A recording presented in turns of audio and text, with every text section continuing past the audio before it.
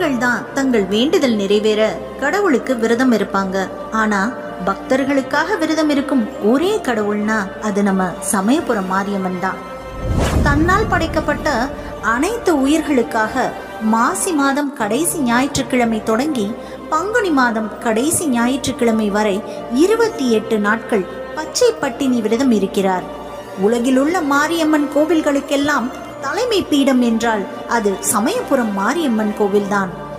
ஏனெனில் தட்சனின் யாகத்தீயில் விழுந்து எறிந்த சதியின் உடலை தூக்கி கொண்டு சிவபெருமான் தாண்டவம் ஆடிய போது சதியின் உடலிலிருந்து அவரது திருக்கண்கள் விழுந்த இடம்தான் சமயபுரம். அதனால் இத்தலத்திற்கு கண்ணனூர் என்ற ஆதிப்பெயரும் உண்டு. மேலும் இந்த கோவிலின் உற்சவ சிலை திருமேனியில் உடல் முழுவதும் 1000 கண்கள் இருப்பதை நாம் காணலாம். அதனால் மாரியம்மனுக்கு 1000 கண்ணபுரத்தாள் என்ற பெயரும் உண்டு. அம்பாள் விரதம் இருக்கும் இந்த 28 நாட்களும் வழக்கமாக படைக்கும் நெய்வேத்தியம் படைக்க மாட்டார்கள். மாறாக பட்டினி இருக்கும் அம்மனுக்கு உப்பில்லாத நீர்மோர், இளநீர் மற்றும் கனி வகைகள் மட்டுமே படைக்கப்படும். அம்மனே விரதம் இருக்கும் போது பக்தர்கள் மட்டும் எப்படி விரதம் இல்லாமல் இருப்பார்கள்?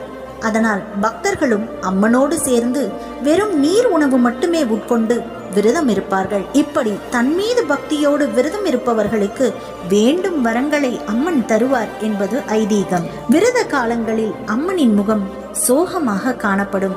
அதனால் அம்மனை மகிழ்ச்சிப்படுத்த அவரது அண்ணனான ஸ்ரீ ரங்கநாதர் கோவிலிலிருந்து பூக்கள் கொண்டு வரப்பட்டு அம்மன் மீது தூவப்படும்.